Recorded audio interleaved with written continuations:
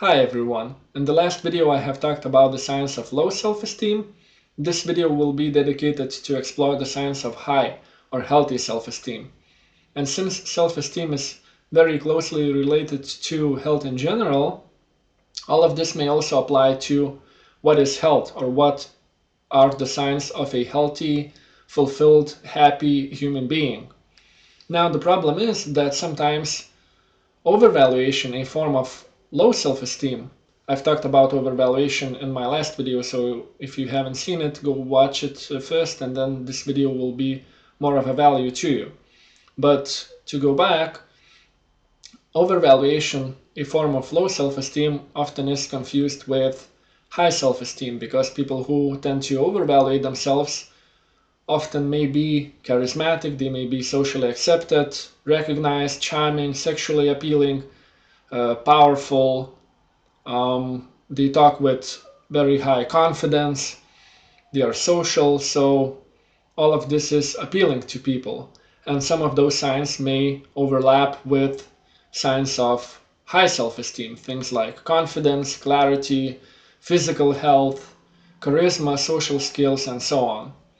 That's why sometimes it's difficult to recognize a person with sociopathic or psychopathic or otherwise unhealthy tendencies. They have learned how to camouflage themselves in society and they are appealing to people. But that's a topic for another time. So, what are the signs of a healthy self-esteem? Firstly, as I've mentioned in the first video about what is self-esteem, is objective estimation of oneself that stems from oneself, not from others. So people who have high self-esteem know how to evaluate themselves objectively, and they are not very affected by and not dependent on other people's opinions, other people's estimations, judgments, and so on, both positively and negatively. So if somebody praises them, they may be grateful, they may feel good about it, but it's not a big deal. And also, if somebody criticizes them, if somebody says something negative about them, they think about it, they weigh in those words, they compare it to objective definitions and evaluate themselves objectively. But if this judgment of other people is invalid, they dismiss it because it's not true. So other people's opinions don't bother them. Another sign would be awareness or mindfulness. This means that a person who has high self-esteem is aware of what's going on in them, of what's going on around them. If they are in contact with another person, they are aware of what's going on for another person and what's going on between them and what's going on around them. So awareness or mindfulness. Also empathy. This means self-empathy, empathizing with oneself, empathizing with your past, with your childhood, with other significant events of your life. And this means also empathy towards other people, especially children. So people who have high self-esteem are empathetic towards themselves and other people and children especially. Self-reflection, self-analysis, monitoring of oneself. This means that people with high self-esteem take time to monitor their life, to reflect on their life, and to analyze it. Also, self-love, self-care, growth. People with high self-esteem are loving of themselves, and this love is genuine. They take care of themselves.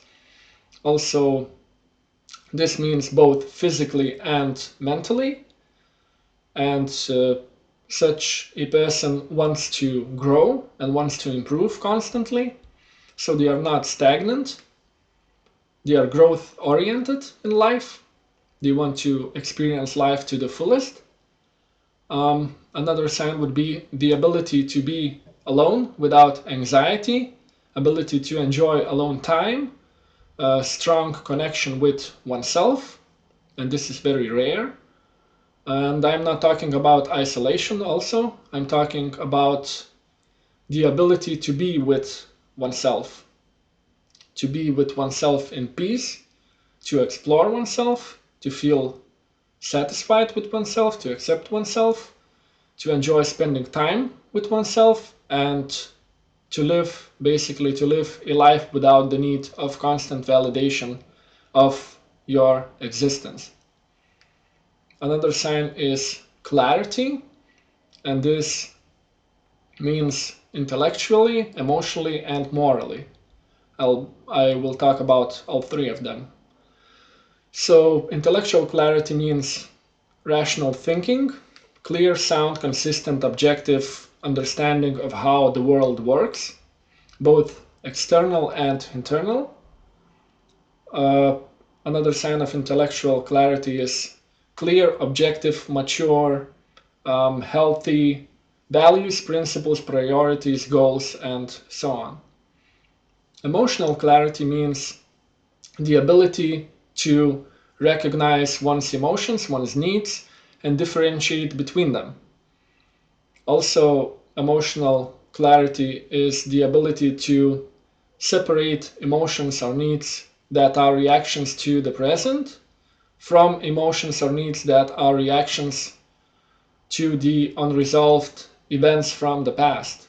And this is also very rare. Not many people can do that. Another sign of emotional clarity is wide emotional spectrum. And it's not the same as being emotional, it's not the same as being reactive. So if a person starts to feel angry and expresses anger very quickly, or starts to cry very, very quickly, it's not the same as having a wide emotional spectrum. Wide emotional spectrum is a lot of different emotions, and being aware of this spectrum that you have and letting yourself experience all of those different emotions.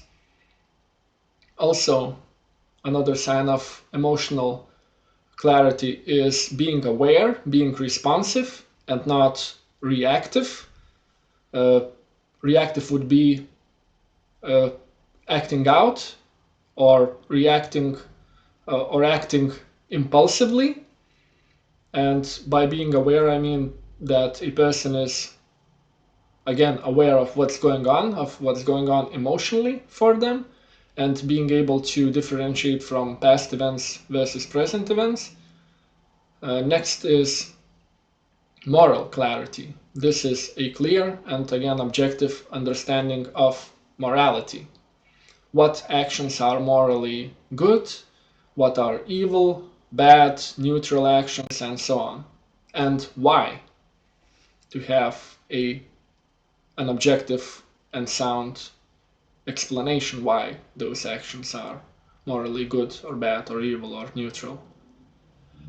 Another sign of moral clarity is living accordingly to your value system, living accordingly to your principles, to your values.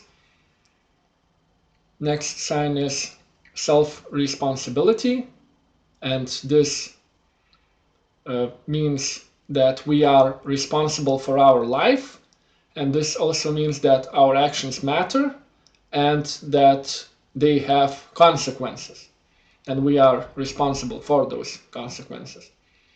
Another sign is effective problem solving. So this needs no explanation probably. This is pretty self-explanatory.